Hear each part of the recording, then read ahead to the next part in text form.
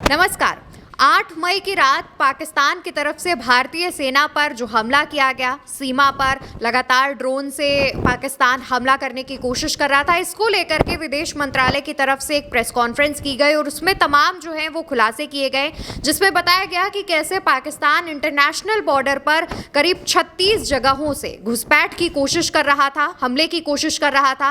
हमारे साथ news room में महिमा मौजूद है, उनके पास तमाम अपडेट्स हैं प्रेस कॉन्फ्रेंस से जुड़े हुए, उनसे हम इस पर बात करेंगे। महिमा, क्या कुछ अपडेट प्रेस कॉन्फ्रेंस से मिले हैं? प्रेस कॉन्फ्रेंस में जो भी बातें हुई उसमें सबसे बड़ी बात यह है जो कर्नल सोफिया ने हम लोगों को बताई। कर्नल सोफिया ने जब प्रेस कॉन्फ्रेंस की तो उन्होंने एक बात पर ज़्यादा गौर करने वाली है। उन्होंने कहा कि 7 मई 2025 को रात 8:30 बजे मिसाइल और ड्रोन से हमला किया गया था और उस दौरान पाकिस्तान ने अपना एयर स्पेस बंद नहीं किया था, यानी कि उनके जो फ्लाइट्स चलती हैं, चाहे वो सिविलियन हो चाहे वो इंटरनेशनल फ्लाइट्स हो, वो उस दौरान जारी थी जबकि वो लगातार हमला कर रहे थे। वो ये बात अच्छे से जानते हैं कि भारत कभी भी इस तरीके से हमला नहीं करेगा। अगर सिविलियन फ्लाइट्स जारी होंगी या कुछ भी अगर इस तरीके की होगी तो वो हमला नहीं करेगा या फिर इंटरसेप्ट नहीं करेगा। जान पर बात जी, आ जाए। जी, वही बात कर्नल सोफिया ने भी दोहराई। उन्होंने कहा कि भारत ने बहुत संयमित होकर, उन्होंने एक स्क्रीनशॉट भी दिखाया उस वक्त का जब वहाँ पर फ़्लाइट्स चालू थी, 8:30 बजे का वो समय था और उस वक्त भी लाहौर में जो फ़्लाइट्स हैं वो जा रही थी लगातार। इस बात का जिक्र कर्नल सोफिया ने भी किया। उन्होंने साफ तौर पे बताया कि किस तरीके से भारतीय सेना ने संयमित होकर बाद में उन सभी हमलों का जवाब दिया या जो भी इंटरसेप्ट करनी थी, जो भी उनकी तरफ से ड्रोन्स आ रहे थे, मिसाइलें आ रही थी, वो सब किया गया। 7 मई 2025 को रात 8:30 बजे एक असफल अकारण ड्रोन और मिसाइल हमला करने के बावजूद पाकिस्तान ने अपना नागरिक हवाई क्षेत्र बंद नहीं किया। पाकिस्तान अपने नागरिक विमानों को ढाल के रूप में इस्तेमाल कर रहा है, जबकि उसे अच्छी तरह से पता है कि भारत पर उसके हमले से हवाई रक्षा की तीव्र प्रतिक्रिया होगी। यह भारत और पाकिस्तान के बीच अंतर्राष्ट्रीय सीमा के पास उड़ान भरने वाले अंतर्राष्ट्रीय उड़ानों सहित नागरिक विमानों के लिए सुरक्षित नहीं है। यहाँ स्क्रीनशॉट में पंजाब सेक्टर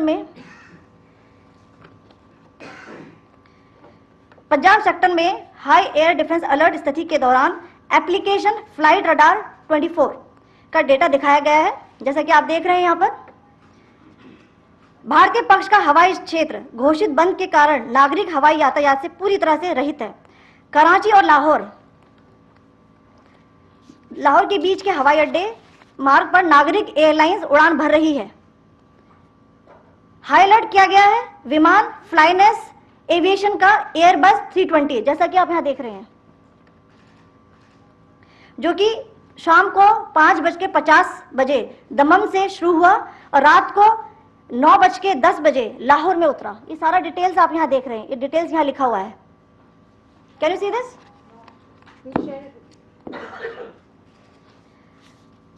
भारतीय वायुसेना ने अपनी प्रतिक्रिया में काफी संयम दिखाया और इस प्रकार अंतर्राष्ट्रीय नागरिक विमान सेवा की सुरक्षा सुनिश्चित की।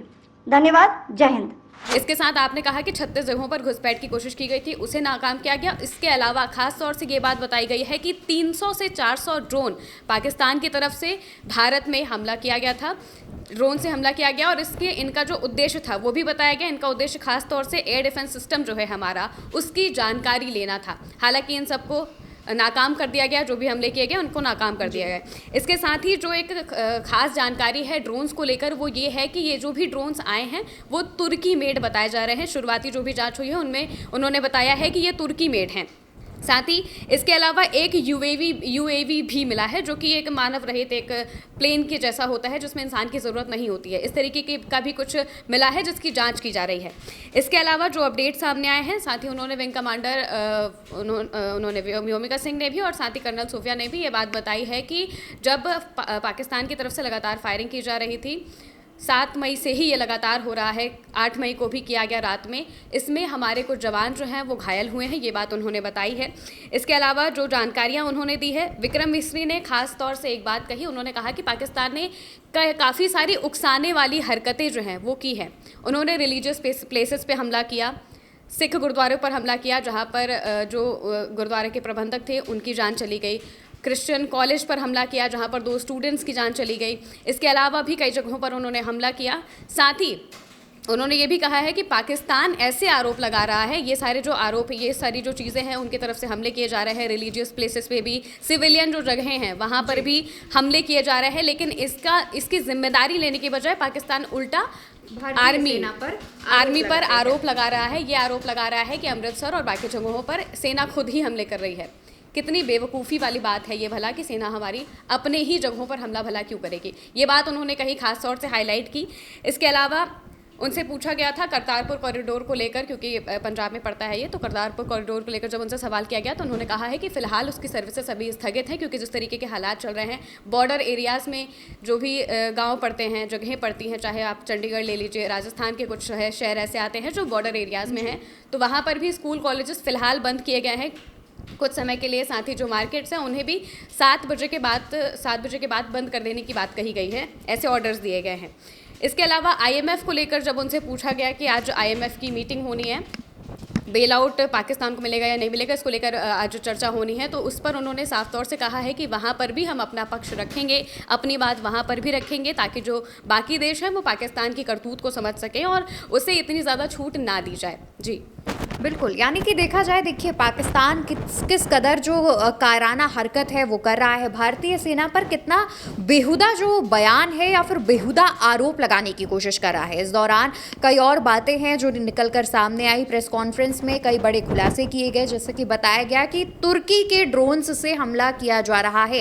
हालांकि शुरुआती जांच में ये बात निकल कर सामने आई है, अभी भी जांच की जा रही है। इसके अलावा लगातार प्रेस कॉन्फ्रेंस की जो पल पल की अपडेट्स सामने आ रही हैं, उससे जो बातें निकलकर सामने आ रही हैं उन पर हमारी नज़र बनी हुई है। उल्टा चश्मा न्यूज़ रूम से आज तक पल पल की जो अपडेट्स है वो पहुंचा रहा है, इसलिए चैनल को सब्सक्राइब कर लीजिए। हमारे साथ ज़्यादा जानकारी साझा की थी महिमा ने। मैं हूं अवंतिका अवस्थी और आप देख रहे थे उल्टा चश्मा यूसी।